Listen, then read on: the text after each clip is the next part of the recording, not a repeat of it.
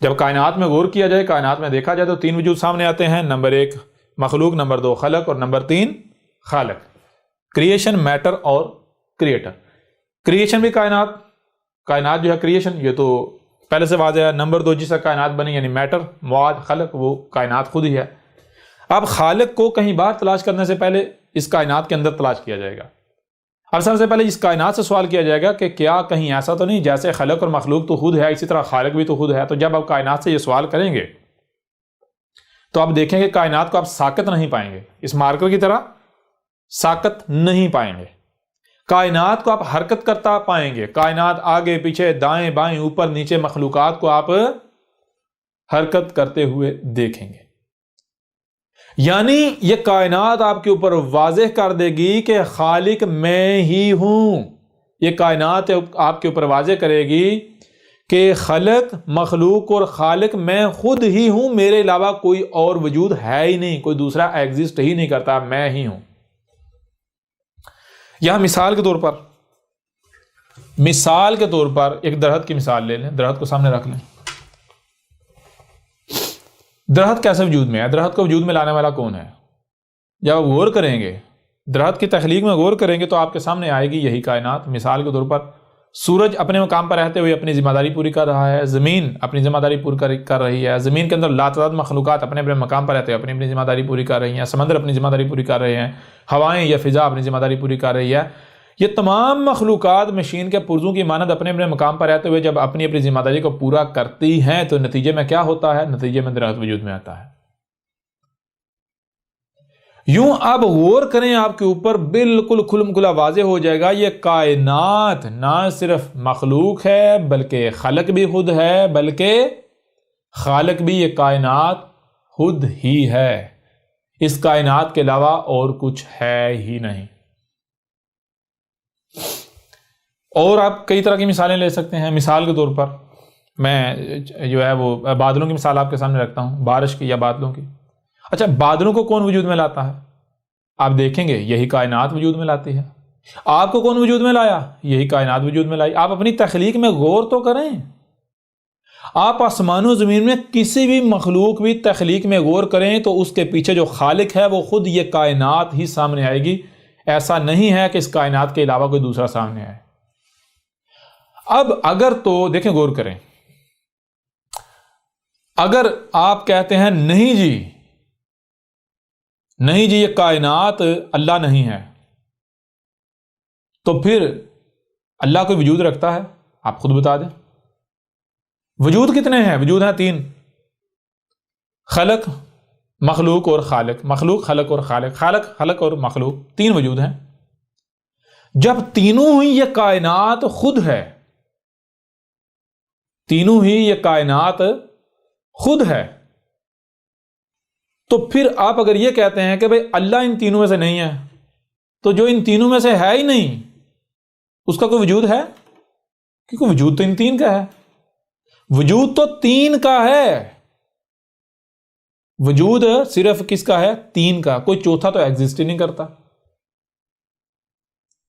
اب دیکھنا یہ ہے، ذرا غور کریں، اگر تو کوئی یہ کہتا ہے کہ جو خالق ہے ہم خالق کو ہی اللہ کہتے ہیں، تو پھر اللہ تو یہ کائنات ثابت ہوتی ہے، کائنات خود ثابت ہوتی ہے اللہ۔ اگر تو کوئی یہ کہتا ہے کہ ہم خالق کو ایشور کہتے ہیں، اگر تو کوئی یہ کہتا ہے کہ ہم خالق کو خدا کہتے ہیں، اگر کوئی یہ کہتا ہے کہ ہم خالق کو دیوس کہتے ہیں، خالق کو ایلی کہتے ہیں، تو پھر خالق یہ کائنات خود ہے، یوں یہ کائنات خود اللہ ثابت ہوگی۔ اللہ یہ کائنات خود ہے، ایشور یہ کائنات خود ہے، دیوس یہ کائنات خود ہے، خدا یہ کائنات خود ہے، کوئی دوسرا نہیں۔ کوئی دوسرا ہو بھی کیسے سکتا ہے؟ کوئی دوسرا پہلے اپنا وجود تو ثابت کرے۔ اس کائنات کے علاوہ کوئی دوسرا وجود ایگزسٹ ہی نہیں کرتا، کوئی دوسرا وجود ثابت ہی نہیں ہوتا۔ لہذا یہ سوال جو ہے آپ کے اوپر بالکل کھل کر واضح ہو گیا، جواب آپ کو مل گیا۔ اب اگر کوئی یہ کہتا ہے، کوئی ضد کرتا ہے نہیں جی یہ کائنات الگ ہے اور اللہ الگ ہے، اس کائنات سے باہر ہے، تو اسے کہا پہلے اس کا وجود تو ثابت کر، تلاش تو اس کو بعد میں کیا جائے گا، اس کا تو پہلے وجود ثابت کر۔ اگر کوئی کہتا ہے کہ یہ اللہ کا منکر ہے یہ اللہ کا منکر ہے، یہ ایشور کا منکر ہے، یہ خدا کا منکر ہے، تو اسے کہا جائے گا انکار اس کا کیا جاتا ہے، منکر اس کا ہوا جاتا ہے جس کا پہلے وجود ثابت ہو۔ تو جس کا وجود ہی نہیں اس کے انکار کا تو سوال ہی پیدا نہیں ہوتا۔ انکار تو تب کیا جائے گا جب وجود ثابت ہوگا۔ لہٰذا اے ملاٹو، اے مذہبی پنڈتو، پہلے اپنے اللہ کا، اپنے ایشور کا، اپنے گاڈ کا، اپنے خدا کا، اپنے الہ کا، دیوس کا پہلے وجود تو ثابت کرو۔ انکار یا جو ماننا ہے وہ تو بعد کی بات ہے، پہلے وجود تو ثابت کرو۔ جس کا کوئی وجود ہی نہیں جی اس کا جی انکار کر رہے ہیں، اور تم لوگ تو اپنے ایک تخیل کے پیچھے بھاگ رہے ہو۔ اچھا اب آئیں دوسری طرف، سائنس۔ اچھا سائنس کیا کہتی ہے؟ سائنس کہتی ہے کہ خدا ایگزسٹ نہیں کرتا، خدا، اللہ، گاڈ، ایشور اپنا وجود نہیں رکھتا۔ اب سوال یہ پیدا ہوتا ہے کہ کیا سائنس سچی ہے؟ تو جب آپ تھوڑا سا غور کریں گے تو آپ کے سامنے آئے گا جیسے یہ جو ملاٹے ہیں، یہ مذہب ہے، یہ تخیل کے پیچھے بھاگنے ہیں، بالکل وہی معاملہ جو ہے جو سائنسی طبقہ ہے ان کا ہے۔ سائنسی طبقہ یہ نہیں کہتا کہ یہ کائنات ہی خدا ہے۔ سائنسی طبقہ یہ نہیں کہتا کہ اے مذہب کے پیروکارو، یہ جس خدا کی تم تلاش میں ہو، جسے تم خدا کہتے ہو، جسے تم اللہ کہتے ہو، یہ کائنات خود ہی ہے۔ بلکہ سائنسی طبقہ کہتا ہے گاڈ اپنا وجود نہیں رکھتا، اللہ اپنا وجود نہیں رکھتا۔ کیوں کہتے ہیں ایسا؟ سائنسی طبقہ اس لیے کہتا ہے کیونکہ سائنسی طبقے کو علم ہے کہ اگر ہم نے یہ کہا کہ جسے تم خدا کہہ رہے ہو، جسے تم اللہ کہہ رہے ہو، وہ کوئی اللہ نہیں ہے، یہ کائنات خود ہی ہے، اگر جسے تم اللہ کہتے ہو وہ یہ کائنات ہے، تو پھر یہ جو سائنسی طبقہ ہے ان کے ہاتھ پاؤں بند جائیں گے۔ کیوں؟ کیونکہ مذہب کے اندر صرف یہ نہیں ہے کہ خدا ہے، اللہ ہے، بلکہ یہ بھی ہے کہ اللہ سے دشمنی نہیں کرو، اللہ سے بغاوت نہیں کرو، اللہ کی اطاعت کرو، اللہ کی اتباع کرو۔ یہ ہے یعنی اللہ کی نافرمانی نہیں کرنی، اللہ کے خلاف ایک رائے برابر بھی عمل نہیں کرنا، اللہ سے رہنمائی لینی ہے، اللہ کی رہنمائی میں چلنا ہے۔ اب اگر سائنسدان جو ہیں، یہ سائنسی طبقہ ہے، اگر یہ مان لیں کہ یہ کائنات ہی، یہ یعنی کہ کائنات ہی خدا ہے، کائنات ہی اللہ ہے، تو پھر لوگ یہ سوال اٹھائیں گے اگر یہ کائنات ہی اللہ ہے، کائنات ہی خدا ہے، تو پھر مذہب تو یہ بھی کہہ رہا ہے کہ اللہ یہ کہہ رہا ہے کہ میری اطاعت کرو، میرے سے نافرمانی نہ کرو، میرے ساتھ بغاوت نہ کرو، میرے ساتھ دشمنی نہ کرو۔ تو اس کا مطلب پھر کیا ہے؟ کہ یہ کائنات ایسا کہہ رہی ہے؟ اگر تو کائنات ایسا کہہ رہی ہے، اور پھر ہم کہیں ایسا تو نہیں ہم دشمنی کر رہے ہیں کائنات کے ساتھ، ہم کائنات کے ساتھ پنگے تو نہیں لے رہے، ہم کائنات کے ساتھ چھیڑ چھاڑ تو نہیں کر رہے، ہم کائنات کی مخالفت تو نہیں کر رہے، ہم کائنات کی ضد تو نہیں بنے ہوئے، ہم کائنات کے ساتھ دشمنی تو نہیں کر رہے، کہیں ایسا تو نہیں؟ اب ظاہر ہے یہ جو سائنسی طبقہ ہے یہ کس کے اوپر جو ہے واضح نہیں، کائنات کے ساتھ دشمنی نہیں کر رہے، آسمان و زمین کو جو چیر پھاڑ کر رہے ہیں، جو مخلوقات کو نکال رہے ہیں قدرتی وسائل کے نام پر، یہ کیا کر رہے ہیں؟ آسمان و زمین میں جو تباہی مچائی ہوئی ہے یہ کیا کر رہے ہیں؟ یہ کائنات کے ساتھ دشمنی نہیں ہے؟ اور دوسری طرف یہ سائنس خود مانتی ہے اس بات کو کہ نیچر جو ہے اگر کوئی اس کی ضد بنتا ہے، نیچر کے ساتھ کوئی متصادم ہوتا ہے، تو نیچر اس کا وجود برداشت نہیں کرتی، نیچر اسے قلعدم کر دیتی ہے، یہ کائنات اسے قلعدم کر دیتی ہے۔ تو یہ خود یہ کیا کر رہے ہیں؟ بہرحال یہ وجہ ہے جس وجہ سے جو سائنسی طبقہ ہے یہ کیا کہتا ہے؟ یہ کہتا ہے خدا، گاڈ، ایشور، اللہ اپنا وجود نہیں رکھتا۔ یہ نہیں کہتے، ہاں ان کو کہنا چاہیے خدا، اللہ، ایشور اپنا وجود نہیں رکھتا، لیکن اس سے پہلے یہ کہنا چاہیے کہ اے مذہب کے پیروکارو، جسے تم خدا کہتے ہو، جس خدا کو تم مانتے ہو، وہ خدا یہ کائنات خود ہے۔ اگر پھر مذہبی طبقہ یہ کہتا کہ نہیں یہ کائنات خدا نہیں ہے، خدا الگ سے بیٹھا ہوا ہے، تو پھر کہنا چاہیے کہ ایسا پھر کوئی خدا نہیں ہے، وہ خدا کوئی نہیں ہے جس کو تم جس کو بنا کر بیٹھے ہوئے۔ لہٰذا اب آپ کے اوپر واضح ہو گیا کہ یہ کائنات خود ہی ہے، اس کائنات کے علاوہ اور کوئی دوسرا نہیں ہے۔